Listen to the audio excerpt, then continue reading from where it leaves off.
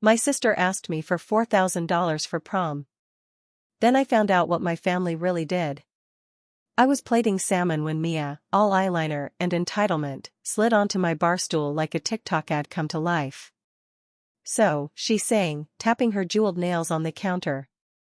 "I need $4,000. For prom." I blinked. "You need, what? A used Honda?" She didn't flinch. "Dress, hair, makeup, limo, tickets, after-party yacht." "Yacht?" "It's not a big yacht," she said, like she was bargaining down a felony. "Anyway, Mom said you'd help." "You always help." Right on cue, my phone chimed with the family group chat. "Dad, Sophia, can you pitch in? Your sister only gets one senior prom." Mom followed with, "It's the right thing to do." Then, because she knows how to butter bread and daughters, you know how blessed you are. Share your blessings. I set the pan aside and counted to 5. "Mia, I'm not funding a floating party so you can film slow-mo hair flips." "No." Mia's mouth fell open. "Wow. You're really going to be like that? Like someone with a mortgage?" "Yes." I wiped my hands on a towel. "You have a dress from last year." "Hem it." She rolled her eyes so hard I thought they'd click. "Sophia, you make 6 figures." She said it like a crime. "What's $4,000 to you?" "That's exactly why it's a no," I said. "You think money grows in my tote bag." Mom arrived 10 minutes later, brisk and floral, Dad shuffling behind her in his slippers like a supportive ghost. Mom didn't sit. She performed. "Sweetheart," she began, palms open. "Family steps up. It's the right thing to do." "That phrase is not a coupon," I said. Dad cleared his throat. "When you were Mia's age, we didn't have money for extras. You remember. We sacrificed. Now it's your turn." Something small and hard clicked into place in my chest. "I remember," I said. "I also remember bussing tables after school and handing you my tips for groceries." Mom's smile thinned. "We're not doing this." "We are," I said, surprising myself with how steady I sounded. "No to the prom fund." Mia grabbed her phone and started crying without tears. "I can't believe you're ruining this for me," she sobbed to Snapchat. Our neighbor's parrot, who learns phrases through the shared wall like a tiny FBI, screeched from next door, "It's the right thing to do. It's the right thing to do." I laughed, nobody else did. Mom switched tactics, eyes softening. "Sophia, you opened the joint account for family. You said it was for emergencies." I slid down my spine. "The joint account exists so I can pay Dad's physical therapy copays on time. That's it." "Money is money," she said, shrugging like a magician palming a coin.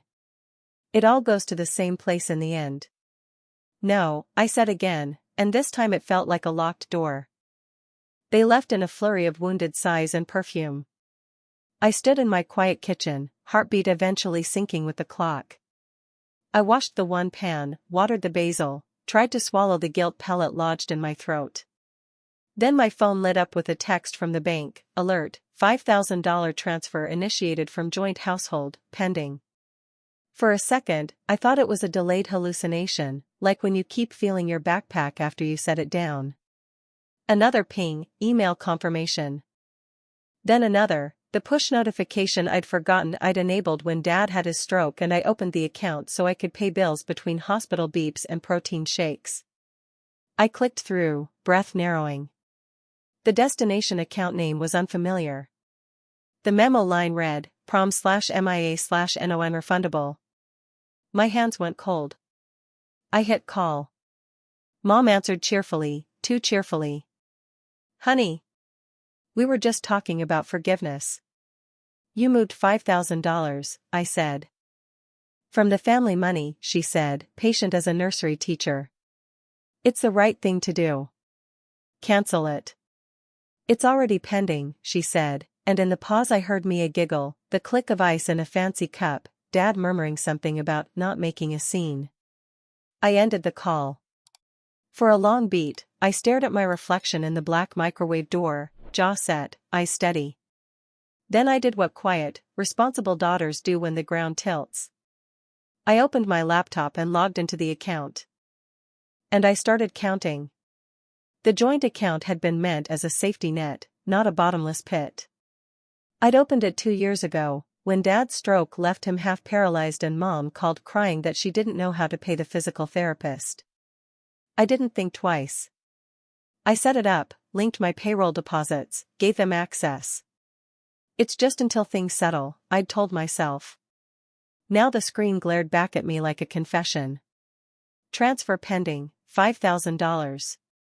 Recipient, MIA Summer Fund. I scrolled further down, expecting small grocery charges or co-pays. Instead, I saw a neat, gleaming column of theft disguised as routine life. $1,200, Jules Emporium. $3,400, Royal Sands Resort. $700, Nordstrom. $2,100, Fine Living Furniture. All authorized. All withdrawn within the last year. And all from my account. I grabbed my phone and called Liam. He was my oldest friend, a lawyer with a disarming laugh and a moral compass set permanently to justice. He answered on the third ring. Soph, what's up? You sound like someone found your dark web twin. Worse, I said, sending screenshots. My family's been stealing from me. There was silence, then a sharp inhale. This isn't just overspending. This is theft. I don't even know how long it's been going on. Then we find out, he said simply. Forward me the statements. I'll check the authorization dates. Don't confront them yet. Too late, I muttered. They already think I'm a monster for saying no to prom. He chuckled darkly. If saying no to financial abuse makes you a monster, I'll buy you a pitchfork. I almost smiled. Almost. By midnight, Liam had combed through months of data. When his email came through, I opened it, bracing myself. Total unauthorized withdrawals over 2 years, $62,840. My stomach turned. There were spa weekends, airline tickets, boutique purchases. Even a payment to a luxury car rental. I remembered that Instagram story, Mia posing beside a convertible captioned, manifesting abundance. I'd rolled my eyes back then. Now it burned like betrayal. I scrolled back years further. Smaller withdrawals before the stroke. My money. My hours of grinding, saving, building. All siphoned off bit by bit under the halo of family. I called Mom again. She answered on the second ring, voice thick with sleep. Sophia, it's past midnight. $62,000, I said flatly. That's how much you've taken. She was silent for a beat, then sighed like she was bored. Sweetheart, you're overreacting. You make good money. We only used it when we needed to. For resorts and jewelry? For family morale, she snapped. We've been through so much since your father's stroke. You wouldn't understand because you have no family of your own. You owe us this. Oh, you? My voice came out sharp. I paid your bills. I drove Dad to appointments. I cleaned the house while you took Mia shopping. You're being ungrateful, she hissed. Everything we did for you. Stop pretending this is love, I interrupted. It's manipulation. You sound just like your father's brother. Bitter. Cold. I hung up.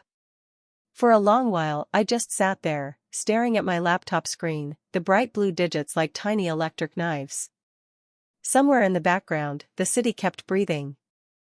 I poured myself a glass of wine, barely tasting it, and watched the bubbles rise. Then, out of nowhere, a text from Mia. If you cancel the transfer, I'll never forgive you. You're ruining everything.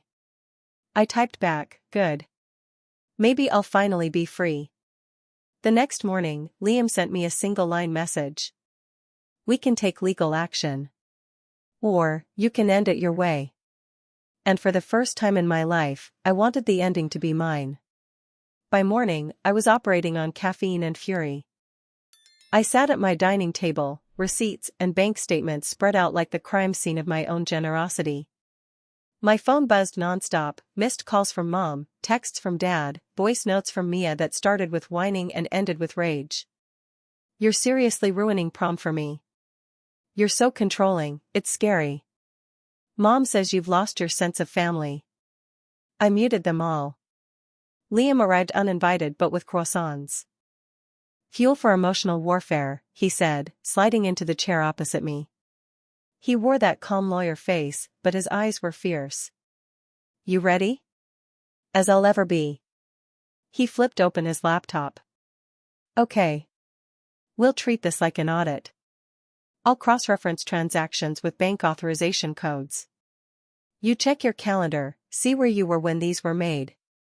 If you can prove you weren't involved, you have leverage."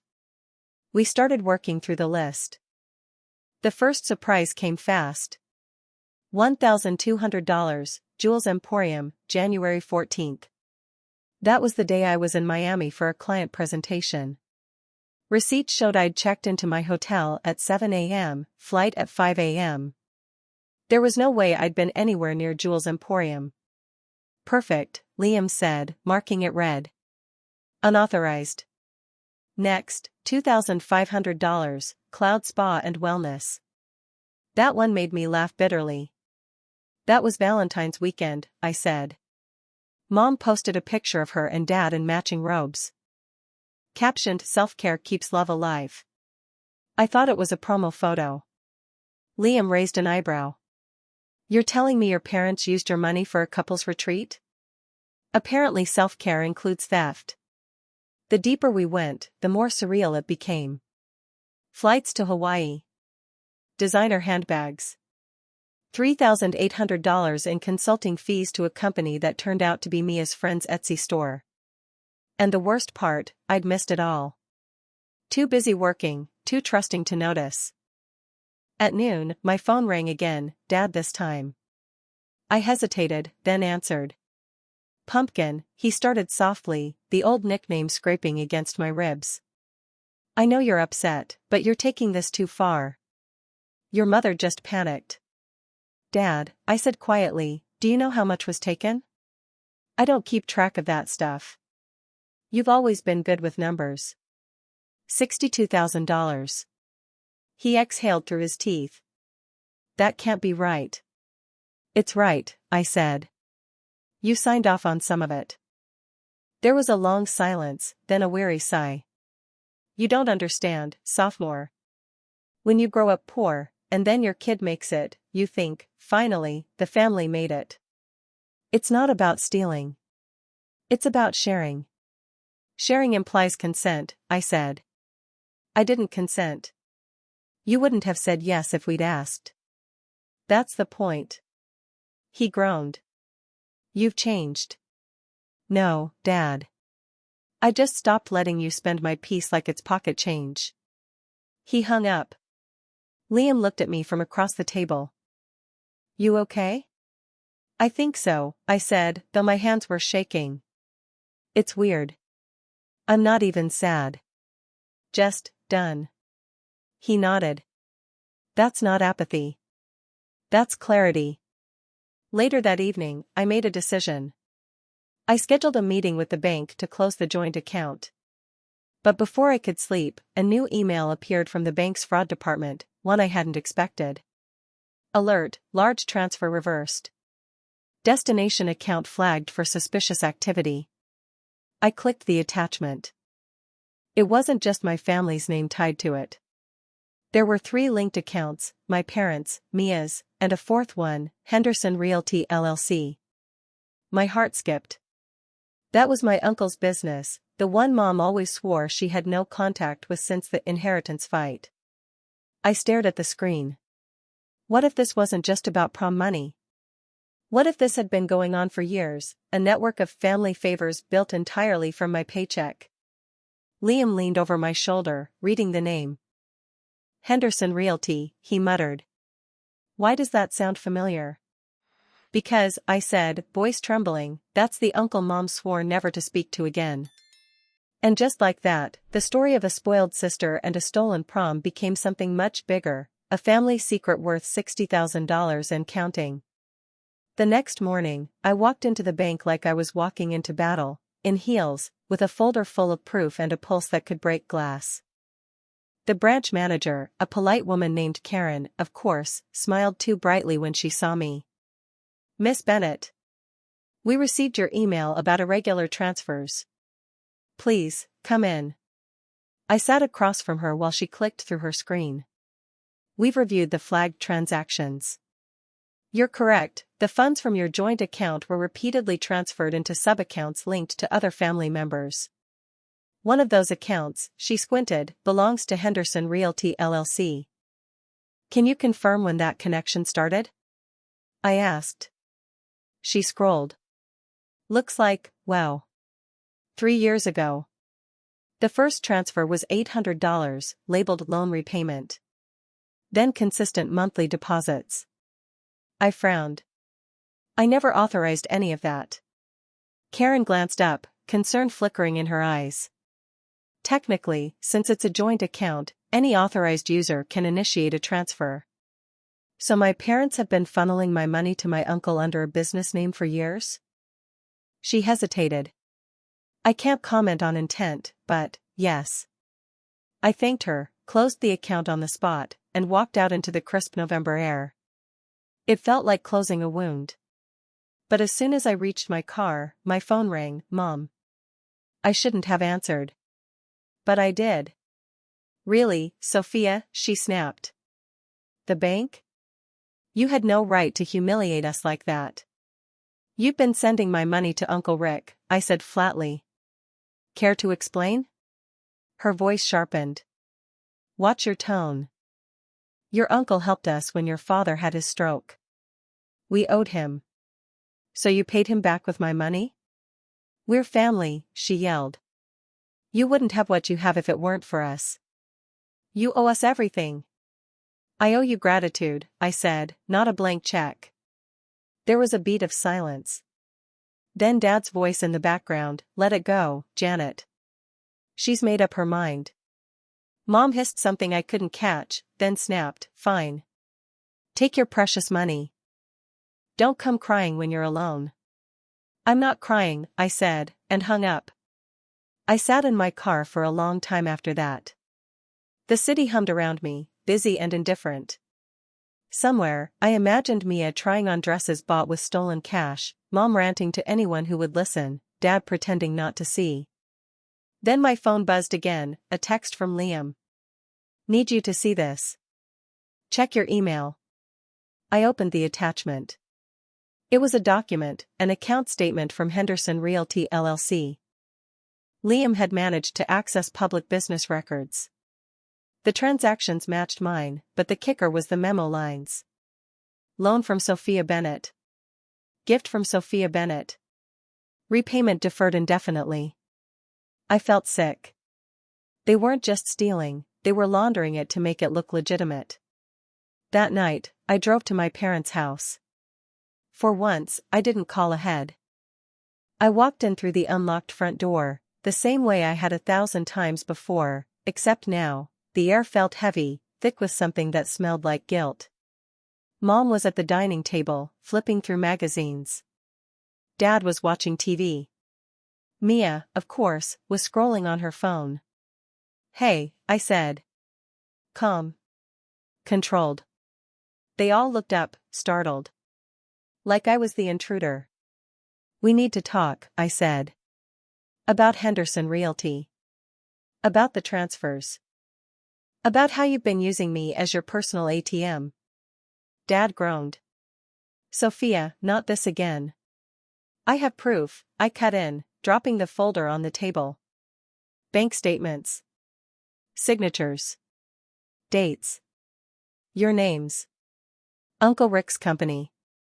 Mom's jaw tightened. "You're digging where you don't belong." "It's my money," I snapped. "I belong in every number on that page." Mia muttered, "This is so dramatic," under her breath. I turned to her. Do you have any idea what responsibility means? She smirked. Yeah. It means having a sister who pays for everything. Dad slammed the remote down. Enough. You're tearing this family apart. No, Dad, I said, voice breaking just enough to be real. You did that the day you decided loyalty meant debt. For a moment, nobody moved. Then Mom stood, shoulders stiff, voice low. You think you're so righteous, Sophia. You forget who changed your diapers. Who worked 2 jobs so you could go to college. And I'm grateful, I said softly. But that doesn't mean you get to steal my future to pay for your comfort. Silence again. Only the TV, flickering light over our faces, strangers sharing a last supper of resentment. Then Mom whispered, almost to herself, you'll regret this. Maybe once, I would have believed her. But this time, I felt something else instead, relief. Maybe, I said. But I'll regret it on my own dime. And with that, I walked out. The door closed behind me with the kind of finality you can feel in your bones.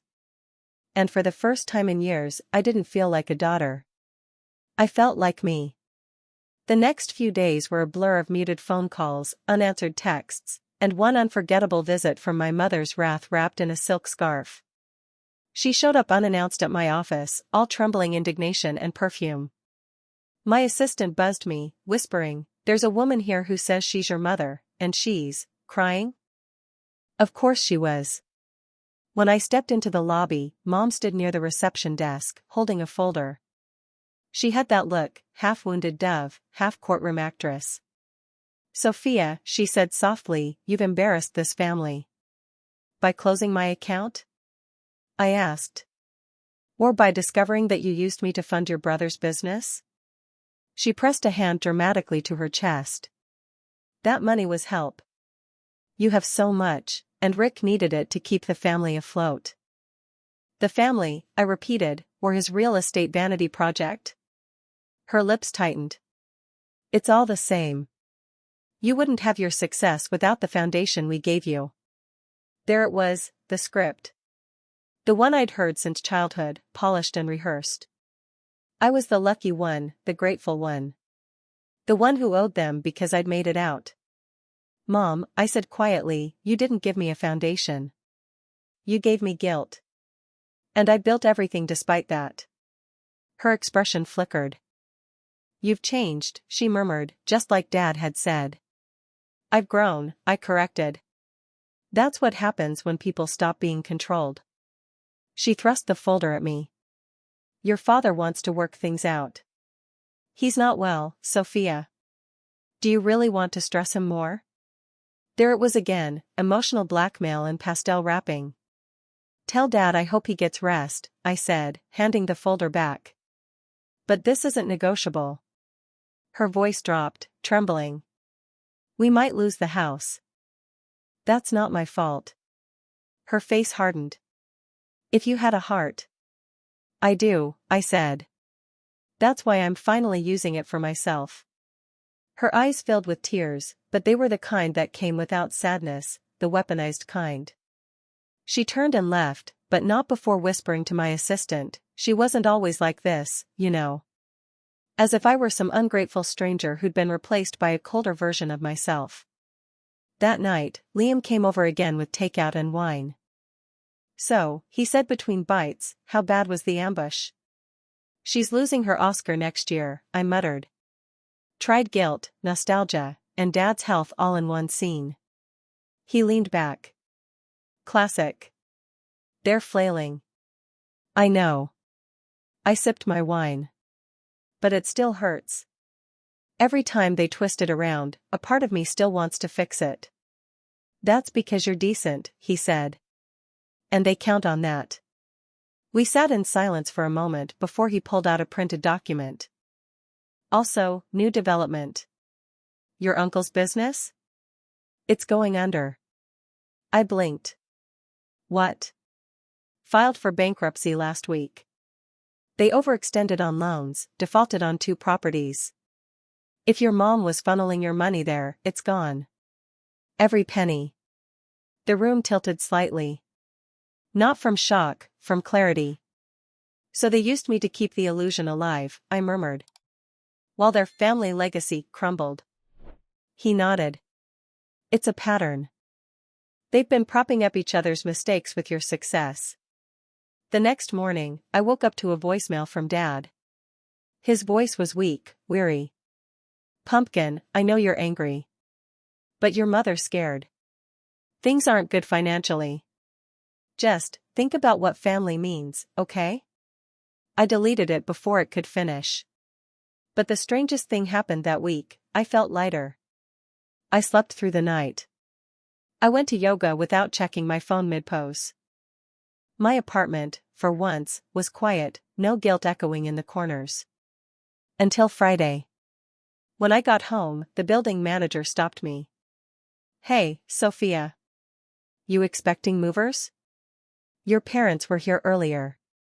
Said they were picking up a few things. My stomach dropped.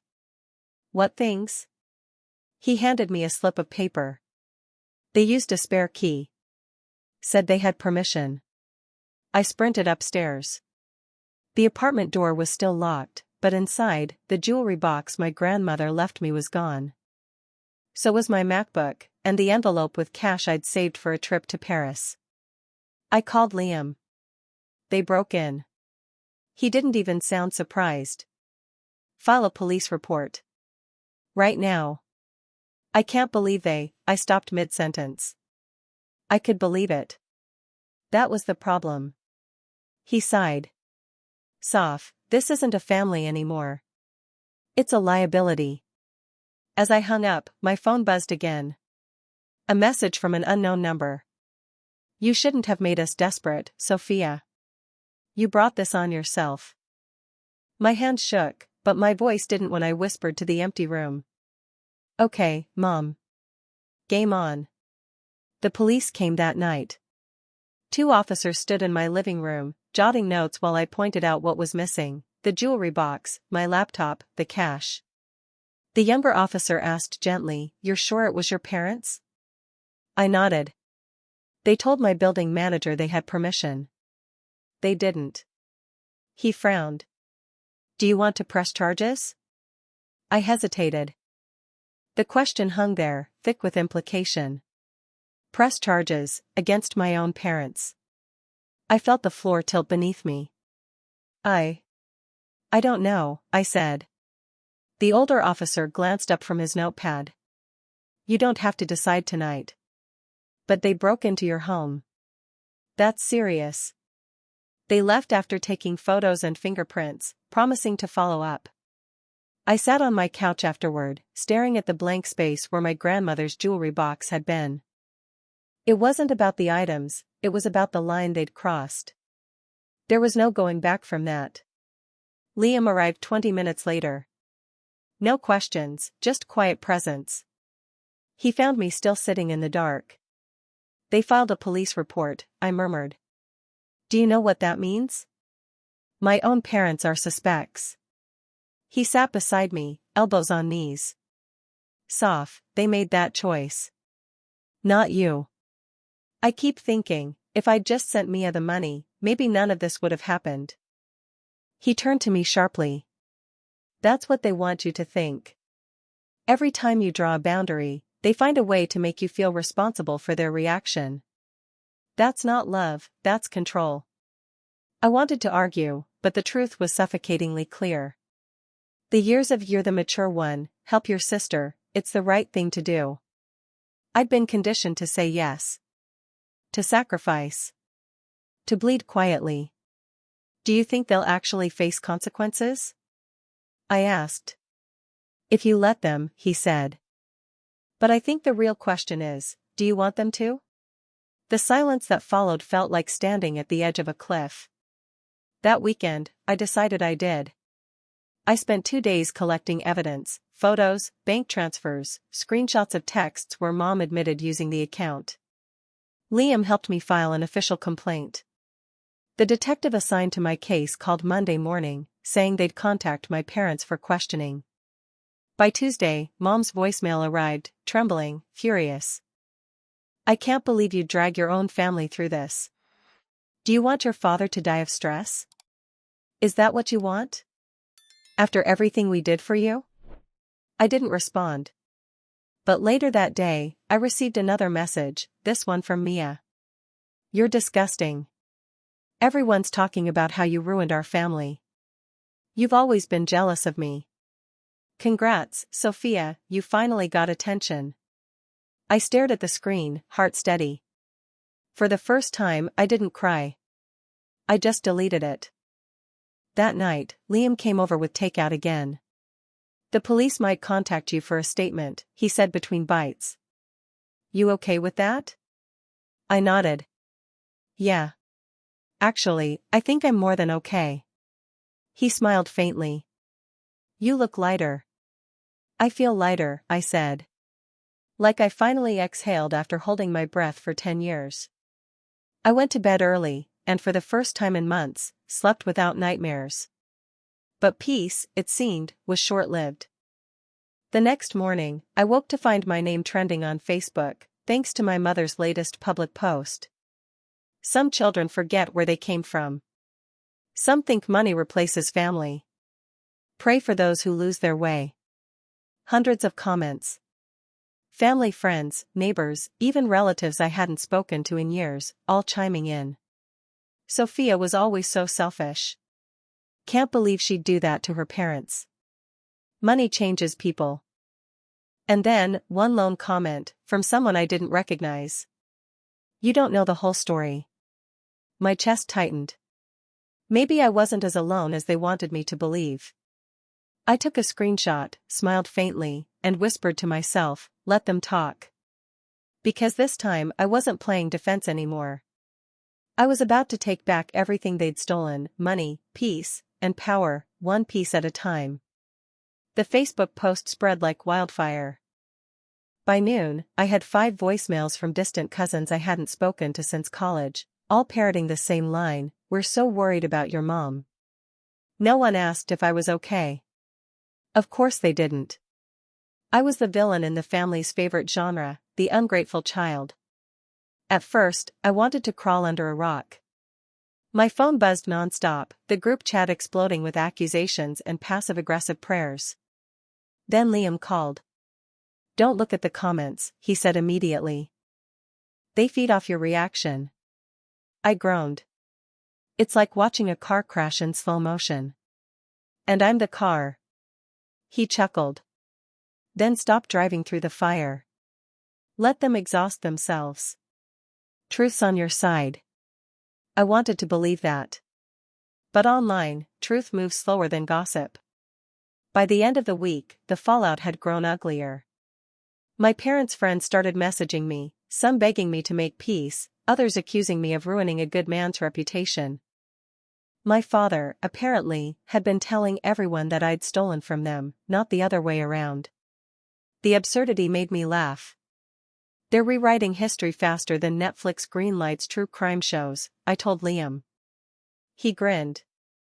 Then it's time we release the director's cut. That night, we sat in my kitchen drafting an email, not a rant, not revenge, just the facts. Dates, transaction records, screenshots, copies of the fraud report. I didn't post it publicly, I sent it privately to a handful of key relatives who were fueling the drama. I titled it simply, The Truth You Deserve to Know. Within 24 hours, silence. Then trickles of replies. Oh my God, Sophia. I had no idea. They told us you were unstable. Please take care of yourself. It wasn't vindication, exactly, more like watching fog lift after years of walking in it. By Saturday, things took another sharp turn. The detective called. Ms. Bennett, he said, we recovered your missing items. They were pawned locally, under your sister's name. My breath hitched. Mia? Yes, ma'am. We'll need you to come identify them. We've also contacted your parents for questioning. When I hung up, my knees went weak. Liam steadied me. They used your sister as the fall guy. Or maybe she'd volunteered. At the station the next morning, the officer placed my grandmother's jewelry box on the table. I ran a hand over its carved lid, the familiar rose pattern catching the light. "Yeah," I whispered. "That's mine." They handed me a statement to sign. I hesitated for just a moment, pen hovering, before scrawling my name across the page. That signature felt like severing the last thread tying me to their chaos. When I got home, Mia was waiting outside my apartment, eyes red, makeup smudged, hoodie swallowing her frame. "You called the cops on me," she said quietly. "I didn't know it was you," I said. "You took the jewelry, Mia." "What did you expect?" Her voice cracked. "Mom said it was just borrowing. She said you wouldn't mind if it was for safekeeping." She stopped, swallowing hard. "I didn't know they pawned it until the cops showed up." I studied her, the same kid I used to babysit while studying for exams, the same one who used to sneak into my room to steal lip gloss. For a moment, I almost pitied her. "You're old enough to know better," I said softly. "You chose their side." Tears slid down her cheeks. "They said you didn't care about us anymore. That you were cutting us off, leaving us to rot." I just wanted to make them proud. My throat ached, but my voice stayed steady. "You can't make people proud by helping them lie." She looked up, eyes raw. "They're broke, sophomore. Like, really broke. Dad's business failed. The mortgage is behind. They're desperate. So they stole," I said. "That's not desperation. That's entitlement dressed up as crisis." She wiped her nose. "I didn't think it would go this far." "I didn't either," I said, unlocking my door. "But here we are." Before stepping inside, I turned to her one last time. "You have a choice, Mia. Keep covering for them, or start saving yourself." She didn't reply. Just stared, torn between guilt and denial. When I closed the door, my phone buzzed with a new message from Liam. "Saw the local news? Henderson Realty under fraud investigation. Your uncle's been arrested." I sank onto the couch, pulse racing. One domino had finally hit another. And for the first time, it wasn't me falling, it was them. News travels fast in small towns, and faster when it's scandal. Within a day, Henderson Realty was plastered across local headlines, real estate firm under fraud investigation. I didn't need to read the full article to know what it meant. My uncle's empire, the same one my parents had funneled my money into, was crumbling. Accounts frozen. Assets seized. The dominoes were finally falling. Liam texted. "Looks like karma's finally clocked in." Mom, of course, called immediately. I let it ring out, but her voicemail came through, voice trembling between rage and panic. "You think you've won? Your uncle's facing charges, your father's heart is acting up, and your sister's under investigation, all because you couldn't let things go." I didn't even flinch this time. Instead, I poured myself coffee and replied to Liam. "Not karma. Consequence." Mia texted too, just one message. "You were right. They used me." It hit me harder than I expected. But I didn't reply. She had to sit with it, just like I had. That night, I stood by my apartment window, city lights glittering below, and finally understood what peace felt like, not soft or sentimental, but quiet, earned. For the first time in years, my family's chaos wasn't orbiting me. It was collapsing on its own. Weeks passed, and the noise began to fade. The calls slowed, the gossip cooled, and one by one, the voices that used to dictate my guilt went silent. The police investigation ran its course, no jail time, just probation and mandatory repayment. The irony? They couldn't repay what they'd already spent. The bank seized the house instead. When I heard, I didn't feel joy. Just distance. Like I was reading a story that used to belong to me, but no longer did. Mia called once, late at night. "They're staying with Aunt Laura," she said quietly. "It's bad, sophomore. They're blaming everyone but themselves. I'm sorry, I said, and I meant it. Not for them, but for her, for the wreckage she'd been raised in. I started working, she said. Part-time at a boutique. I'm trying. That almost made me smile. Good. Keep trying. It gets better when you stop living for their approval. I don't know how to be anything else, she admitted. You'll learn, I said. We both did. After we hung up, I sat in silence, realizing that forgiveness didn't have to look like reunion. It could simply mean letting go of the expectation that things could ever go back to what they were. With Liam's help, I started fresh, new bank, new accountant, new rules. I finally booked the Paris trip I'd saved for, alone but content. On the flight, I opened my journal and wrote one line. I'm not responsible for who they chose to be. When I landed, I turned off my phone for a week. No alerts, no drama.